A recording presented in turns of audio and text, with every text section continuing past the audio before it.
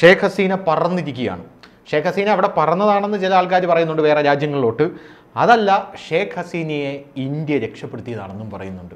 നമ്മുടെ രഹസ്യാന്വേഷണ ഏജൻസി ആയിട്ടുള്ള ഇപ്പോൾ ശക്തമാണ് റോ, അവിടെ ഷേഖ് ഹസീനയെ തട്ടിക്കളയാനായിരുന്നു പരിപാടി. നമ്മുടെ ഇന്ദിരാഗാന്ധിയുടെ ഗതി വരുമായിരുന്നു എന്നാണ് പറയുന്നത്. പക്ഷേ ഇന്ത്യയും ബംഗ്ലാദേശും ഉച്ച ചങ്ങാതിമാരാണല്ലോ. ബംഗ്ലാദേശിനൊരു പ്രശ്നം വന്നു കഴിഞ്ഞാൽ ഇന്ത്യക്ക് കൈയും കെട്ടി നോക്കിയിരിക്കാൻ പറ്റില്ല. അതുകൊണ്ട് ഇപ്പോൾ നിലവിൽ ഇന്ത്യയിൽ അഭയം പ്രാപിച്ചിരിക്കുകയാണ് ഷേഖ് ഹസീന. പോരാത്തതിന് പല ആൾക്കാരും പറയുന്നത് ഇതൊരു ജിയോ സ്ട്രാറ്റജിക്കൽ വാറാണെന്നാണ് പറയുന്നത് ഇന്ത്യയുമായിട്ട്. ഇപ്പം ചേട്ടാ ശ്രദ്ധിച്ചാൽ മനസ്സിലാവും, ബംഗ്ലാദേശിനെ കൂടെ തകർത്ത് കഴിഞ്ഞപ്പോൾ, അതിൻ്റെ പിന്നിൽ ആരൊക്കെയാണെന്നുള്ള അന്വേഷിക്കേണ്ടതാണ്. ബംഗ്ലാദേശിനെ കൂടെ തകർത്ത് കഴിഞ്ഞപ്പോൾ ഇന്ത്യക്ക് 3 വാർ, അതായത് 3 യുദ്ധമുഖം തുറക്കേണ്ടി വന്നിരിക്കുകയാണ്. ഒന്ന് പാകിസ്ഥാനിലോട്ട്, ഒന്ന് ചൈനയിലോട്ട്, ഒന്ന് ബംഗ്ലാദേശിലോട്ട്. പോരാത്തതിന് ശ്രീലങ്കയിലെ ഹമ്പൻതോട്ട തുറമുഖം, ശ്രീലങ്കയിലിരിക്കുന്ന ആ ഹമ്പൻതോട്ട തുറമുഖത്തിൽ ചൈനയ്ക്കൊരു ഇതുണ്ട്, ഒരു വലിയൊരു ഹാൻഡുണ്ട്, അപ്പർ ഹാൻഡുണ്ട്. അപ്പം നോക്കുമ്പോൾ 4 സൈഡിൽ നിന്നും ഇന്ത്യയെ വളഞ്ഞിരിക്കുകയാണ് പല ശക്തികൾ. എല്ലാവരും കൂടെ അത് 4 സൈഡിലേക്കും ഇന്ത്യ വളയാനായിട്ടുള്ളൊരു കാര്യം ഞാൻ മനസ്സിലാക്കുന്നത്, ഇന്ത്യ ഒരു വലിയ സാമ്പത്തിക ശക്തി എന്തായാലും ആകും, അത് യാതൊരുവിധ തർക്കവുമില്ല. പക്ഷേ ഇന്ത്യ ഒരു പൊളിറ്റിക്കൽ പവർ ആവുന്നത് ഇവർക്ക് ആർക്കും അംഗീകരിക്കാൻ സാധിക്കുന്നില്ല. ഏഷ്യയിൽ തന്നെ ഇന്ത്യ ഏറ്റവും വലിയൊരു പൊളിറ്റിക്കൽ പവറായി മാറുകയാണ്. ചൈന ഒരു പൊളിറ്റിക്കൽ പവറായിട്ടൊന്നും മാറിയിട്ടില്ല. കാരണം ചൈനയിലെ ഡെമോക്രസി അല്ല, സാമ്രാജ്യത്വമാണ്. ചൈന ഏത് നിമിഷം വേണമെങ്കിലും ഇവർക്ക് തകർത്ത് കളയാൻ പറ്റും, സാമ്രാജ്യത്വമാണല്ലോ. ഷീ ജിൻപിങ്ങിനെ തീർത്ത് കളഞ്ഞാൽ ചൈന തീർന്നു, അത്തരത്തിലുള്ള കാര്യം. പക്ഷേ ഇന്ത്യയിൽ അങ്ങനെയല്ല, ഡെമോക്രസി ഉള്ള ഒരു രാജ്യമായതുകൊണ്ട് തന്നെ ഇന്ത്യയിൽ ഒരു നേതാവിനെ തീർത്താലും ഇപ്പോൾ ഇന്ദിരാഗാന്ധി ഒരു നല്ല വലിയൊരു നേതാവായിരുന്നല്ലോ, വലിയ നരേന്ദ്രമോദിയോളം തന്നെ കഴിവുള്ള ഒരു നേതാവായിരുന്നു എന്ന് ഇപ്പോൾ പറയുന്നു. ഇപ്പോൾ ഇന്ദിരാഗാന്ധിയെക്കാട്ടിലും കഴിവുള്ളതായിട്ട് നരേന്ദ്രമോദി വന്നു. ഇന്ദിരാഗാന്ധി അവിടെ വന്നത് സഹിക്കാൻ കഴിയാതെയാണ് നമ്മുടെ നാട്ടിൽ പല തരത്തിലുള്ള കുത്തിത്തിരിപ്പുണ്ടാക്കി അവസാനം ഇന്ദിരാഗാന്ധിക്ക് അടിയന്തരാവസ്ഥ പ്രഖ്യാപിക്കേണ്ടി വന്നു. അങ്ങനെ പല കാര്യങ്ങളും ഉണ്ടായി. ഇന്ദിരാഗാന്ധി ഇറങ്ങേണ്ടി വന്നു, വെടിയേറ്റ് മരിക്കേണ്ടി വന്നു. ഏറ്റവും അവസാനം അതിനുശേഷം നരേന്ദ്രമോദി വന്നു. അതായത് ഡെമോക്രസിയുടെ പവർ എന്ന് പറയുന്നത്, ഒരു ഭരണാധികാരി പോയി കഴിഞ്ഞാലും അടുത്തൊരാളെ ജനങ്ങൾക്ക് തിരഞ്ഞെടുക്കാനുള്ള കഴിവുണ്ട്. അപ്പോൾ ആ ഒരു പൊളിറ്റിക്കൽ പവറായിട്ട് ഇന്ത്യ ഉയർന്നു വരുന്നത് പടിഞ്ഞാറൻ രാജ്യങ്ങൾക്ക് താല്പര്യമില്ല. അങ്ങനെ ഒരു താല്പര്യമില്ലാത്തത് കൊണ്ട് തന്നെ ഇന്ത്യക്കകത്ത് പല കുത്തിത്തിരിപ്പ് ഉണ്ടാക്കാനായിട്ട് ശ്രമിച്ചു, പക്ഷേ ഒന്നും നടന്നില്ല. ഇപ്പം ഇന്ത്യക്ക് ചുറ്റുമുള്ള രാജ്യങ്ങൾ മുഴുവൻ പറഞ്ഞു തിരിച്ച് നമുക്ക് 4 വാർഫെയർ, ഒന്ന് താഴെ 3 എണ്ണം, ഒരെണ്ണം മുകളിൽ 2 എണ്ണം അപ്പുറത്തും ഇപ്പുറത്തും തുറന്നിരിക്കുകയാണ് ഈ ഇതിന് പിന്നിൽ പ്രവർത്തിക്കുന്ന ആൾക്കാർ. അതാരാണെന്ന് നമ്മൾ അറിയണം. ചിലർ പറയുന്നു അമേരിക്കയാണെന്ന് പറയുന്നു, ചിലർ പറയുന്നു ഇതിന് പിന്നിൽ സോറോസ് ആണെന്ന് പറയുന്നു, ഇങ്ങനെ പല ആൾക്കാരും ആണെന്ന് പറയുന്നു. അപ്പോൾ എൻ്റെ പ്രധാനപ്പെട്ട ഒരു ചോദ്യം എന്ന് പറഞ്ഞു കഴിഞ്ഞാൽ, ഇന്ത്യ ഇപ്പോൾ ബംഗ്ലാദേശിലുള്ളവരെ രക്ഷപ്പെടുത്തിയിരിക്കുകയാണ്. ഇനി ഇന്ത്യയുടെ റോയും അജിത് ഡോവലും അടക്കമുള്ള ആൾക്കാർ കൃത്യമായിട്ട് നിരീക്ഷിച്ചുകൊണ്ടിരിക്കുകയാണ് ബംഗ്ലാദേശിൽ എന്താണ് നടക്കുക എന്നുള്ളത്. ബംഗ്ലാദേശ് ഇന്ത്യയുടെ ശത്രുവായി മാറുമോ? ബംഗ്ലാദേശ് ഇന്ത്യയുടെ ശത്രു അല്ലായിരുന്നല്ലോ, അല്ലായിരുന്നു. അത് തന്നെയാണ് പല രാജ്യങ്ങൾക്കും ഉള്ള ബുദ്ധിമുട്ട്. പക്ഷേ ഞാനിത് ചോദിക്കാനുള്ള വേറൊരു കാര്യമുണ്ട്, അതുകൂടെ പറയാം. അതായത് ഇപ്പോൾ ഇസ്രായേലും ഇറാനും തമ്മിൽ യുദ്ധമുഖത്ത് നിൽക്കുകയാണ്. ഈ ഇറാനും ഇസ്രായേലും ശത്രുക്കളല്ലായിരുന്നു, അടുത്ത മിത്രങ്ങളായിരുന്നു, ചക്കരയും പീരയും പോലെയായിരുന്നു. പക്ഷേ ഇറാൻ എന്ന് ഇസ്ലാമിക് റിപ്പബ്ലിക് ആയോ അന്ന് മുതൽ ഇറാനും ഇസ്രായേലും ശത്രുക്കളാണ്. ഇസ്രായേൽ എനിക്ക് തോന്നുന്നു 1975 എന്തോ ആണ് ഇറാനിൽ ഒരു അട്ടിമറി ഇതുപോലെ നടന്നു, ഒരു പട്ടാള അട്ടിമറി എന്തോ ഇതുപോലെ നടന്നു. ഇറാൻ ഇസ്ലാമിക് റിപ്പബ്ലിക്കായി. ഇറാനും ഇസ്രായേലും പിന്നീട് കണ്ണെടുത്താൽ കണ്ടുകൂടാ.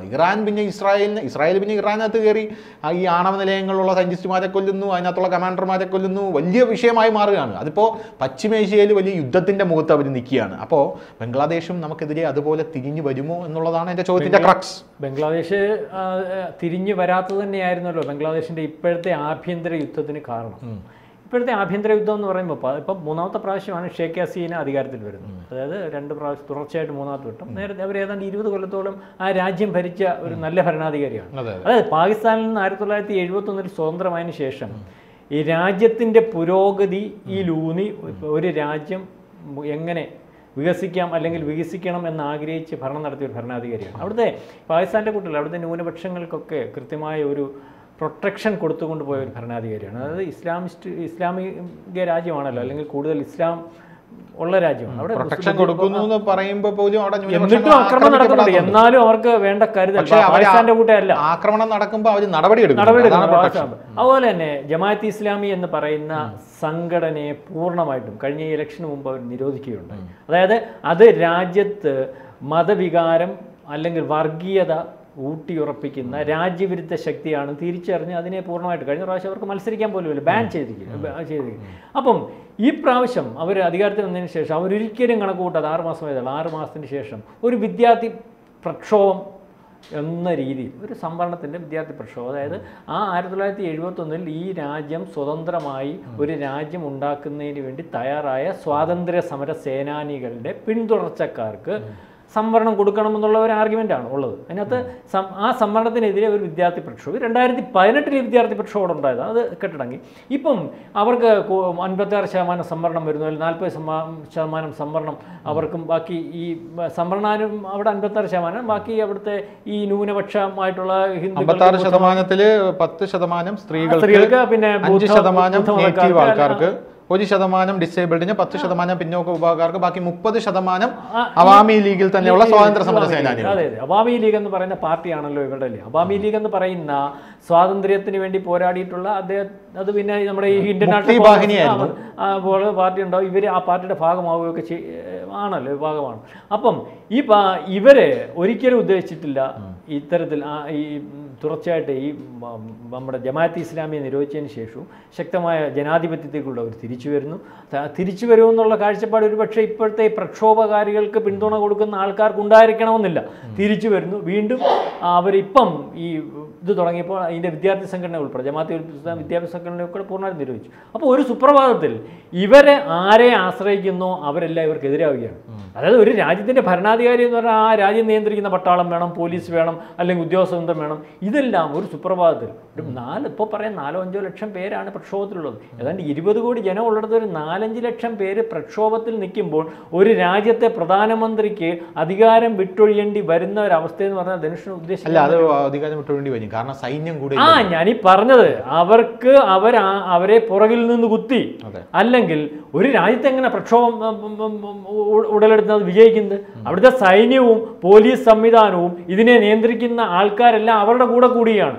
അല്ലെങ്കിൽ ഈ പ്രക്ഷോഭകാരികൾ എന്താഗ്രഹിക്കുന്നോ അത് രാജ്യ സുരക്ഷ എന്ന് പറഞ്ഞ് നിൽക്കുന്ന രാജ്യത്തിൻ്റെ സുരക്ഷ ഏറ്റെടുത്ത് രാജ്യത്തെ സംരക്ഷിക്കേണ്ടവർ ഇവരെ സംരക്ഷിക്കുക, അവർക്ക് സഹായം ചെയ്തു കൊടുക്കുന്നതുകൊണ്ടാണല്ലോ ഒരു പ്രധാനമന്ത്രിയുടെ വസതിയിൽ കയറാൻ സാധിക്കുകയും പ്രധാനമന്ത്രി വസതിക്ക് തീയിടാൻ സാധിക്കുകയും അവരെ ഒരു സുപ്രഭാതത്തിൽ കൊല്ലാൻ ശ്രമിക്കും. ഇവരുടെ കുടുംബത്തിന് നേരത്തെ ഇതുപോലെ അല്ലെങ്കിൽ അപ്പൂപ്പനൊക്കെ ഇതുപോലെ മരിച്ചാണ്. അതായത് വളരെ കൃത്യമായിട്ട് ഇന്ത്യയുടെ രഹസ്യാന്വേഷണ വിഭാഗം പ്രവർത്തിച്ചതുകൊണ്ടും റോയൽ ഉൾപ്പെടെയുള്ള അജിത് ഡോവലിൻ്റെ ഉൾപ്പെടെയുള്ള കൃത്യമായ ഇടപെടൽ കൊണ്ടാണ് സമയത്ത് അവരുടെ കുടുംബത്തെ അവിടുന്ന് കയറ്റി ഇന്ത്യയിൽ എത്തിക്കാൻ സാധിച്ചത്. അല്ലെങ്കിൽ അവരെ കൊന്നു കളയാൻ തന്നെയായിരുന്നു തീരുമാനം. അപ്പോൾ വേറെ കാര്യം നമ്മൾ മനസ്സിലാക്കേണ്ടത്, ഈ ഇവിടെ നടന്ന പ്രക്ഷോഭവും ശ്രീലങ്കയിൽ നടന്ന പ്രക്ഷോഭവും ഒക്കെ ഒരേ സമാനതകളാണുള്ളത്. അതായത് അതാണ് ഞാൻ അടുത്ത ചോദിക്കാൻ, ഇതിന് പിന്നിൽ ഇന്ത്യയെ തകർക്കാനുള്ളൊരു ശ്രമമുണ്ടെന്ന് ഞാൻ പറയാനായിട്ട് ചേർന്ന പാകിസ്ഥാനിലാകട്ടെ, ശ്രീലങ്കയിലാകട്ടെ, പിന്നെ നമ്മുടെ ഈ ബംഗ്ലാദേശിലാകട്ടെ, ഇവിടെ എല്ലാം പ്രക്ഷോഭം നടക്കുമ്പോൾ നമ്മൾ കാണുന്ന ഒരു കാര്യമാണ്, നമ്മൾ നിരന്തരം കേൾക്കുന്ന ഒരു വാർത്തയാണ്, ഈ പ്രക്ഷോഭകാരികൾ ആദ്യം ഇരച്ചെത്തുന്നത് ഈ പ്രസിഡന്റിൻ്റെയും പ്രധാനമന്ത്രിയുടെയും വീട്ടിലാണ്. ആ വീട് കൊള്ളയടിക്കുന്നു, ആ വീട്ടിലുള്ള സാധനങ്ങൾ എടുത്തുകൊണ്ട് പോകുന്നു, എന്ത് ഉപ്പ് തൊട്ട് കർപ്പൂരം വരെ എടുത്തുകൊണ്ട് പോകുന്നു. ആ പ്രധാനമന്ത്രിയുടെ മറ്റേ സ്വിമ്മിംഗ് പൂളിൽ നീന്തുന്നു. സമാനമായിട്ടുള്ള സിറ്റുവേഷൻ ഇവിടെയുണ്ട്. ഷേഖ് ഹസീനയുടെ മറ്റേ വീട്ടിൽ വെച്ചിരിക്കുന്ന പാചകം ചെയ്യാൻ വെച്ചിരിക്കുന്ന ഡിഷസും കാര്യങ്ങളും, ചായയുടെ കപ്പ് വരെ എടുത്തുകൊണ്ട് പോയെന്നാണ് ഒരു വലിയൊരു അജാചകത്വം. അപ്പം എല്ലായിടത്തും നമ്മൾ നോക്കുമ്പം ഒരേ പാറ്റേൺ ആണ് നമുക്ക് കാണാൻ സാധിക്കുന്നത്. അതായത് ഇന്ത്യക്ക് ചുറ്റുമുള്ള രാജ്യങ്ങളിൽ എവിടെ കലാപം നടന്നാലും സെയിം പാറ്റേൺ ആണ് നമുക്ക് കാണാനായിട്ട് സാധിക്കുന്നത്. അപ്പം അതെന്തുകൊണ്ടാണത്? അത് ഞാൻ ചോദിക്കാൻ കാരണം, ഈ നമ്മുടെ രാജ്യങ്ങളെല്ലാം ഓരോ രാജ്യങ്ങൾ ഇന്ത്യക്ക് എതിരാകുമ്പോഴും അവിടെ പ്രവർത്തിക്കുന്ന ശക്തികൾ ഒന്നാണ് എന്നാണ് ഇതിന് മനസ്സിലാവുന്നത്. ഇതിനകത്ത് ഈ ധനുഷ് ചോദിച്ചൊരു ചോദ്യത്തിന് ശക്തികൾ ഒന്നാണോ അല്ലയോ എന്നുള്ളതല്ല, ഇതൊരു പാറ്റേൺ എന്ന് പറഞ്ഞാൽ ഇത് ഓർഗനൈസ് ചെയ്യാൻ പറ്റുന്നത്, ഇത് വെളിയിൽ നിന്ന് ഒരു രാജ്യത്തിനകത്ത് അരാജകത്വം ഉണ്ടാക്കുന്നതിന് വേണ്ടി ആൾക്കാരെ സംഘടിപ്പിക്കുന്ന ഒരു സംവിധാനമാണ്. അത് പല രാജ്യങ്ങളും ചെയ്യാറുണ്ട്. അതിപ്പോൾ ശ്രീലങ്കയിൽ അങ്ങനെ ചെയ്തു. ആ ആൾക്കാർക്ക് വേണ്ട സപ്പോർട്ട് കൊടുത്തിട്ട് ഈ ആൾക്കാരെ വിലക്കെടുക്കുന്നതിനൊപ്പം ആ രാജ്യത്തിൻ്റെ ഭരണാധികാരികൾ അല്ലെങ്കിൽ ആ രാജ്യത്തെ സംരക്ഷിക്കേണ്ട സേനയെ ഉൾപ്പെടെ വിലക്കെടുക്കുകയാണ്. അത് പൈസ കൊടുത്തായാലും അല്ലെങ്കിൽ നിങ്ങൾക്ക് നാളെ കാലത്ത് ഇതിൻ്റെ കൂടെ നിന്നാൽ ഈ അധികാരം പിടിച്ച് നിങ്ങൾക്ക് തരാമെന്നൊക്കെ പറഞ്ഞായിരിക്കും അവരെ വിലക്കെടുക്കുന്നത്. അത് ശ്രീലങ്കയിലായാലും അങ്ങനെയായിരിക്കും, ഇപ്പോൾ തന്നെ ബംഗ്ലാദേശിലായാലും അങ്ങനെയായിരിക്കും, ബാക്കിയുള്ള രാജ്യങ്ങളിലൊക്കെ അങ്ങനെയായിരിക്കും. അതിനപ്പുറം അതിനെ നിയന്ത്രിക്കാൻ പറ്റാതെ പ്രക്ഷോഭം നടന്ന പല രാജ്യങ്ങളുണ്ട്. ചൈനയിൽ പ്രക്ഷോഭം നടന്നിട്ടുണ്ട്, വിദ്യാർത്ഥി പ്രക്ഷോഭം ഇതിനെക്കാട്ടി വലുത് നടന്നത്. അതിൽ ഓൺലൈനെ വെടിവെച്ചു വന്നു, ആര് ചോദിച്ചു? അല്ലെങ്കിൽ ഇറാഖിൽ എത്ര നാൾ കൊണ്ട് പ്രക്ഷോഭം നടന്നു? ഇറാഖിൽ ഇതിനെക്കാട്ടി വല്ല പ്രക്ഷോഭം മാസങ്ങൾ നടന്നവരെയൊക്കെ അവർ കൈകാര്യം ചെയ്തു. അപ്പം ആ രാജ്യത്തിൻ്റെ താല്പര്യത്തിനനുസരിച്ച് ആ രാജ്യത്തിൻ്റെ സൈന്യവും പോലീസ് സംവിധാനവും ഭരണാധികാരത്തിനനുസരിച്ച് നിന്നതുകൊണ്ടാണ് അവിടെയൊക്കെ സാധിച്ചത്. പക്ഷേ ഇവിടെ ഷേഖ് ഹസീനയ്ക്ക് പറ്റിയതെന്ന് പറഞ്ഞാൽ, ഷേഖ് ഹസീനയ്ക്ക് എതിരായിട്ടുള്ള നമ്മളീ പറഞ്ഞതുപോലെ ഈ ഈ ജമാഅത്ത് ഇസ്ലാമി പോലുള്ള സംഘടന, ആ സംഘടനയെ നിയന്ത്രിക്കുന്നതിന് വേണ്ടി അമേരിക്ക ആയിക്കോട്ടെ, നമ്മൾക്ക് അമേരിക്ക സംശയമുണ്ട്, ചൈനയെ സംശയമുണ്ട്, അപ്പോൾ അവർക്ക് വേണ്ട താല്പര്യവും സമ്പത്തും ഒക്കെ കൊടുത്ത് അവരെ കയ്യിലെടുത്തിട്ട് ഷേഖ് ഹസീന എന്ന് പറഞ്ഞ ഒരു ഭരണാധികാരിയെ വിളിക്കുക, അവർ പറയുന്ന കാര്യങ്ങൾ നടക്കാതെ വരികയും അവരെ ആക്രമിക്കുന്നതിന് ഇവർ തയ്യാറാവുകയും അതിനൊരു വിദ്യാർത്ഥി പ്രക്ഷോഭം എന്ന രൂപേണ അത് കൊണ്ടുവരികയൊക്കെ ചെയ്തതാണ്. അല്ലാതെ വേറെയല്ലേ. ഇത് തന്നെയാണ് ശ്രീലങ്കയിൽ നടന്നത്. നമ്മളീ പറയുന്നത് നമുക്ക് ചുറ്റുമുള്ള രാജ്യങ്ങളോട് വളരെ സൗഹൃദപരമായിട്ട് അവർക്ക് വേണ്ട താല്പര്യങ്ങളൊക്കെ, അവരുടെ താല്പര്യങ്ങളൊക്കെ സംരക്ഷിച്ച് അവരെ സുരക്ഷിതമായിട്ട് നിർത്തി നമ്മുടെ കൂടെ നിർത്തി പോകുന്ന ഒരു അവസ്ഥയുണ്ട്. അതൊരു നല്ല ഭരണാധികാരിയാണ്. നരേന്ദ്രമോദി ചെയ്തുകൊണ്ടിരുന്നത് പറഞ്ഞാൽ നമുക്ക് ചുറ്റുമുള്ളവർ നമ്മുടെ കൂടെ നിന്നാലല്ലേ ശത്രുക്കൾക്ക് നമ്മളെ അല്ലെങ്കിൽ ഇവരെ സ്വാധീനിച്ച് ശത്രുക്കൾക്ക് നമ്മളെ ആക്രമിക്കാതിരിക്കാൻ പറ്റുകയുള്ളൂ. അതൊക്കെ പൊളിക്കുന്നതിന് വേണ്ടി ആർക്കാണ് ആവശ്യം? ഒന്നാമത്തെ കാര്യം, ലോകത്ത് നമ്മളുടെ കൂടെ നിൽക്കുന്നു എന്ന് പറയുന്ന അമേരിക്കയ്ക്ക് നമ്മുടെ ഉയർച്ചയ്ക്ക് അത് വളരെ ബുദ്ധിമുട്ടുണ്ട്. ചൈനയ്ക്ക് പിന്നെ നമുക്കറിയാം ചൈനയ്ക്ക് ബുദ്ധിമുട്ടുണ്ട്. അതുകൊണ്ട് ചൈന പാകിസ്ഥാനെ പിടിക്കുന്നു. ഇപ്പോൾ പാകിസ്ഥാനിൽ നിന്ന് വിഭജിച്ചു വന്ന ബംഗ്ലാദേശ് നമ്മുടെ കൂടെ ആയപ്പോൾ മറ്റൊരു പാകിസ്ഥാനെ സൃഷ്ടിച്ചെടുക്കുകയാണ്. പാകിസ്ഥാനിലെ അവസ്ഥ നമുക്കറിയാമല്ലോ, ദാരിദ്ര്യവും പട്ടിണിയാണ്, തീവ്രവാദം മാത്രമേ ഉള്ളൂ. ഇനിയും രണ്ടാമത് ഒരു പാകിസ്ഥാൻ ആയി മാറും ഈ ബംഗ്ലാദേശ്. യാതൊരു തർക്കവുമില്ല. അത് ജമാഅത്ത് ഇസ്ലാമി പോലുള്ള മത തീവ്ര സംഘടന, കാരണം മതേതരത്വം കടലാസിൽ പോയി അകത്ത് വിഷം കൊടുക്കുന്ന ഒരു സാധനമാണല്ലോ ഈ ജമാഅത്ത് ഇസ്ലാമി എന്ന് പറയുന്നത്. ഈ ജമാഅത്ത് ഇസ്ലാമി തന്നെയാണ് ഇന്ത്യ മഹാരാജ്യത്ത് മതേതരത്വം കടലാസിൽ പോയി കൊടുത്തുകൊണ്ടിരിക്കുന്നത്. ഈ ജമാഅത്ത് ഇസ്ലാമിയുടെയാണ് മാധ്യമം പത്രവും മീഡിയ വൺ പത്രവും നമ്മൾ പറയുന്നത്.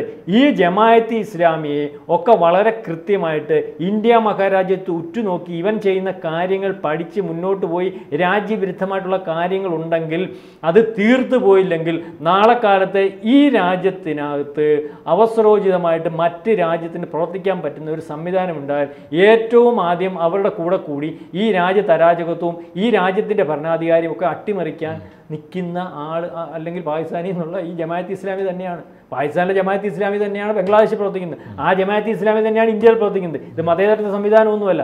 ഏത് സമയത്ത് നമ്മൾക്കെതിരെ തിരിയണമെന്ന് കാത്തിരിക്കുന്നതാണ് ഇവിടുത്തെ ജമാഅത്ത് ഇസ്ലാമി. അത് ഇന്ത്യ മഹാരാജ്യത്തായതുകൊണ്ടും നമ്മളുടെ രാജ്യത്തിൻ്റെ കരുത്തുകൊണ്ടും നമ്മുടെ ഭരണാധികാരികളുടെ കരുത്തുകൊണ്ടും ഒക്കെയാണ് നടക്കാത്തത്. ഇപ്പോൾ ഏറ്റവും കൂടുതൽ ബുദ്ധിമുട്ടുന്നത് ഈ 10 കൊല്ലവും ഇന്ത്യ ഭരിച്ച നരേന്ദ്രമോദിയും അല്ലെങ്കിൽ അമിത്ഷായും അജിത് ഡോവലും ഒക്കെ വളരെ കൃത്യമായിട്ട് ഇന്ത്യയുടെ താല്പര്യങ്ങൾ അല്ലെങ്കിൽ ഇന്ത്യയുടെ സുരക്ഷ അതിന് നിൽക്കുന്നവരെ കൃത്യമായിട്ട് തിരിച്ചറിഞ്ഞ് ബ്ലോക്ക് ചെയ്തുകൊണ്ടിരിക്കുകയാണ്. അപ്പം അതിൻ്റെ ബുദ്ധിമുട്ടുണ്ട്. അപ്പം ഞാനീ പറഞ്ഞത് ഇപ്പോൾ ബംഗ്ലാദേശിന് സംഭവിച്ചത്, ബംഗ്ലാദേശിൻ്റെ കൂടെ നിന്ന ഒരു ഭരണാധികാരിക്ക് സംഭവിച്ചത് നാളെ ഇന്ത്യക്കും സംഭവിക്കാം. പക്ഷേ ആ ഭരണാധികാരിക്ക് അല്ല സംഭവിക്കാമെന്ന് പറഞ്ഞാൽ സംഭവിക്കത്തില്ല. അത് എന്തുകൊണ്ടാണ്? കരുത്തുറ്റ ഭരണാധികാരികൾ ഉണ്ടതുകൊണ്ടാണ്. സൈന്യം ശക്ത. ആ സൈന്യം ഇന്ത്യൻ സൈന്യത്തിന് അങ്ങോട്ടും ഇങ്ങോട്ടും വിശ്വാസമാണ്. ഇന്ത്യൻ പ്രധാനമന്ത്രി പ്രധാനമന്ത്രി സൈന്യത്തെ വിശ്വാസമാണ്. അവരെ ആൾക്കും വിലക്കടിക്കാൻ സാധിക്കും. ഞാനീ പറഞ്ഞത് ഇന്ത്യക്ക് സംഭവിക്കും എന്നുള്ളതല്ല. ഇന്ത്യക്ക് ഒരിക്കലും സംഭവിക്കത്തില്ല. പക്ഷേ അതിനൊരു സാധ്യത ഉണ്ടായാൽ കൂടെ നിൽക്കുന്ന ആൾക്കാർ ആരൊക്കെ എന്നുള്ളതിനകത്ത് ഒരു ഉദാഹരണം പറഞ്ഞതേ ഉള്ളൂ ഈ ജമാഅത്ത് ഇസ്ലാമി. നിങ്ങൾക്കറിയാമല്ലോ, മീഡിയ വൺ ചാനലുകാരൻ ഇവിടുത്തെ ഓരോ ദിവസവും നടത്തിക്കൊണ്ടിരിക്കുന്ന വാർത്ത വൈകിട്ട് അടുപ്പുകൂട്ടി ചർച്ച ഓട്ടെ. ഏറ്റവും അവസാനം നമുക്ക് കേരളക്കാർക്ക് മനസ്സിലാവുന്ന രീതിയിൽ എത്ര വട്ടം ഇവിടുത്തെ സുരേഷ് ഗോപി അടിക്കാൻ ചെന്നില്ലേ കഴിഞ്ഞ ദിവസം കേന്ദ്രമന്ത്രിയായിട്ട് ഇന്ത്യ വിഷൻ്റെ ഒരു റിപ്പോർട്ടർ? അതിനു മുമ്പ് ഒരു പെൺകുട്ടിയെടുത്ത് പരസ്യമായിട്ട് പത്രസമ്മേളനത്തിൽ കുഞ്ഞെ ഒന്ന് അടങ്ങി നിൽക്കാൻ പറഞ്ഞതിന് സ്ത്രീപീഡനത്തിന് കേസ് കൊടുത്തില്ലേ? അപ്പോൾ ഇത് അത്രയ്ക്ക് വികൃതമായ അല്ലെങ്കിൽ ആ മാനസികാവസ്ഥയിലുള്ളതാണ് അവൻ്റെ ചാനലിൻ്റെ റിപ്പോർട്ടർമാർ പോലും. അപ്പോൾ ആ ജമാഅത്ത് ഇസ്ലാമി എന്ന് പറഞ്ഞ സംഘടന എത്രത്തോളം വികൃതമായിരിക്കും, അതിൻ്റെ മനസ്സിനകത്ത് ചിന്ത എന്തായിരിക്കും? ഈ രാജ്യത്തിനകത്ത് പ്രവർത്തിക്കുന്ന രാജ്യവിരുദ്ധ ശക്തികൾ ഈ രാജ്യത്ത് അതുപോലെ ബംഗ്ലാദേശിലാണ് പ്രവർത്തിച്ചു. ഇതിപ്പം അവിടുത്തെ ജനറൽ സമാൻ എന്ന് പറയുന്ന ആൾ ഇവരുടെ ബന്ധു, ഇവരുടെ ഏറ്റവും വിശ്വസ്തനായിരുന്നു. പറഞ്ഞു മനസ്സിലായി. ഇപ്പം ജോണിൻ്റെ ഒരു ബന്ധുവാങ്ങി ഞാൻ വിചാരിക്കുന്നത് ജോൺ എനിക്ക് ഏറ്റവും വിശ്വസ്തനാണെന്നാണല്ലോ. അപ്പോൾ അയാളെ എനിക്ക് തോന്നുന്നു 6-7 മാസമായ ഇവർ ഭരണത്തിൽ ഇപ്പം പുതിയതായിട്ട് വന്നതിന് ശേഷം തീരുമാനിച്ചു. അപ്പോൾ അവർക്കൊരിക്കലും ഇയാളെ അവിശ്വാസമില്ലായിരുന്നു. അയാൾ ഉൾപ്പെടെയല്ലേ പട്ടാള ഭരണം. 15 കൊല്ലം നേരത്തെ പട്ടാള ഭരണം ഉണ്ടായിരുന്ന രാജ്യമാണ്. ഇപ്പോൾ വീണ്ടും പട്ടാള ഭരണം അപ്പോൾ ഇദ്ദേഹത്തിൻ്റെ കയ്യിലേക്കായി. അപ്പോൾ അയാളെ ഏറ്റവും വിശ്വസ്തരായിട്ടുള്ള ആൾക്കാർ, ഇവരൊരിക്കലും ഉദ്ദേശിക്കാത്ത ആൾക്കാർ മൊത്തം തകിടം മറിഞ്ഞു പോയി. കാരണം അവർ പ്രതീക്ഷിച്ചില്ല. അവർ എല്ലാം ബ്ലോക്ക് ചെയ്തു. പക്ഷേ ഇവർ ബ്ലോക്ക് ചെയ്ത ശത്രുക്കളും ഇവർ മിത്രങ്ങളായിട്ട് വിചാരിച്ചിരുന്നവരും എല്ലാം ഇവരുടെ ശത്രുക്കളായിരുന്നു. അങ്ങനെ ആ രാജ്യം പിടിച്ചടക്കി. ഇത് നമുക്ക് വലിയൊരു നഷ്ടമാണ്, ആ രാജ്യത്തിനും നഷ്ടമാണ്. ആ രാജ്യം പുരോഗതിയിലേക്ക് പോയിക്കൊണ്ടിരിക്കുകയാണ്. ഇസ്ലാം ഇപ്പം ഇറാനിൻ്റെ പോലെയും തുർക്കിയുടെ പോലെയും അല്ലെങ്കിൽ മറ്റ് അഫ്ഗാനിസ്ഥാൻ്റെ പോലെയൊക്കെ മതരാഷ്ട്രമല്ലാതെ ഒരു പുരോഗതിയുടെ പാതയിൽ അല്ലെങ്കിൽ പുരോഗതിക്ക് പുരോഗതിയിൽ ആ രാജ്യത്തെ കൊണ്ടുവരണം താല്പര്യപ്പെട്ട ഒരു ഭരണാധികാരിയായിരുന്നു. അതൊക്കെ നഷ്ടപ്പെട്ട് മറ്റൊരു പാകിസ്ഥാനായിട്ട് ഈ അവസ്ഥയിൽ പോവുകയാണെങ്കിൽ അഫ്ഗാനിസ്ഥാൻ വരും. അത് ഇന്ത്യക്ക് വലിയ നഷ്ടമാണ്. എന്തായാലും ഇവരുടെ ജീവനും അല്ലെങ്കിൽ അവരുടെ ബന്ധുക്കളുടെയും കുടുംബാംഗങ്ങളുടെയൊക്കെ ജീവൻ രക്ഷിക്കുന്നതിന് വേണ്ടി ഇന്ത്യയുടെ സമയോചിതമായിട്ടുള്ള ഇടപെടലുകൾ നടന്നു. അതിനായി ഡോവലിനും നമ്മുടെ രഹസ്യാന്വേഷണ വകുപ്പിന് കൃത്യമായ പങ്കുണ്ട്. ആ രാജ്യം വീണ്ടും പഴയ അവസ്ഥയിലേക്ക് അല്ലെങ്കിൽ ഇവർക്ക് തിരിച്ചവിടുത്തെ ഭരണാധികാരിയാവാനും ആ രാജ്യത്തിൻ്റെ പഴയ പ്രതാപത്തിലേക്ക് പോകാൻ സാധിക്കട്ടെ എന്ന് ആഗ്രഹിച്ചുകൊണ്ട് നമുക്ക് അവസാനിക്കും. കൂടുതൽ വാർത്തകളും വിശേഷങ്ങളും നിങ്ങളിലേക്ക് എത്താൻ ABC മലയാളം സബ്സ്ക്രൈബ് ചെയ്യുക, ബെൽ ബട്ടണും അമർത്തുക.